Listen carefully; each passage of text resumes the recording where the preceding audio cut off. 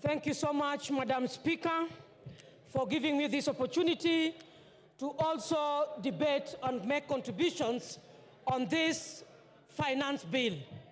Madam Speaker, I rise to, from the beginning, I say that I reject this finance bill. Madam Speaker, the reason as to why I'm saying I'm rejecting the finance bill, not just rejecting partially, but in totality.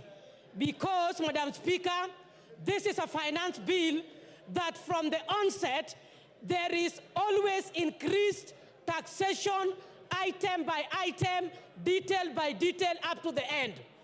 I want to say, Madam Speaker, because I recognize that we were advised by the Honorable Speaker Wetangula that we can present our contributions based on linkages, based on our opinions, based on the budget, and based on the finance bill that is current on the table.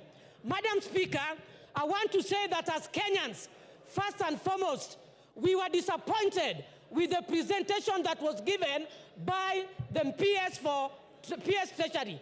Madam Speaker, I want to say that Kenyans keenly listened to how revenue was going to be generated to fix what is proposed in the budget. Madam Speaker, I want to say that Kenyans were left shocked because what was proposed, one of the things was we raised revenue because we want to sort out our pending bills. Madam Speaker, it is on the floor of this House that we were told that we have to wait for consolidation of the pending bills in this country by October. For that reason, Madam Speaker, I reject even the reason as to why we are increasing the taxes so that we can foot our pending bills. Madam Speaker, I want to say that this House, the leaders must rise up and support. And I want to ride on the presentation by MP Honorable Sylvia, who said that personally she does not understand what a finance bill is. I want to say that even yesterday we know that our colleagues were invited at State House. I thought they were going to make meaningful contributions, Madam Speaker, and give contribution as to why they think they are under siege in the respective constituencies where they come from. Madam Speaker, I want to register in this House that we share as colleagues, but the kind of issues that we are saying that we are relying, there's me of this other side of opposition, is relying on social media.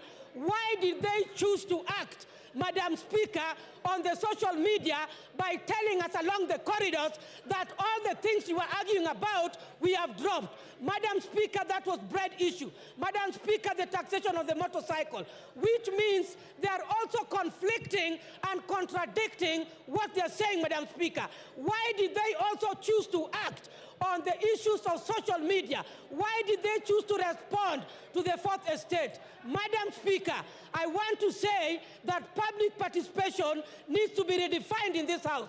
Yesterday, when we watched over the television, Madam Speaker, I saw a desperate minority whip. That is, I saw a desperate Honorable Whip Osoro, where he was very desperate of trying to convince Kenyans and deeply thinking on how taxation on bread has been dropped, on how taxation of motorcycles have been dropped. I saw a desperate and so much a person who is under pressure.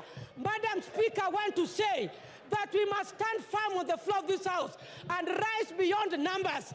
Issues of numbers does not arise when we are talking about finance bill. Madam Speaker, I want to say that finance bill 2023 can equally be applicable on this budget that we want to appropriate. Madam Speaker, I want to say that there must be progression on how we generate our taxes. Madam Speaker, private sectors, I wish you gave me one more minute, Madam Speaker.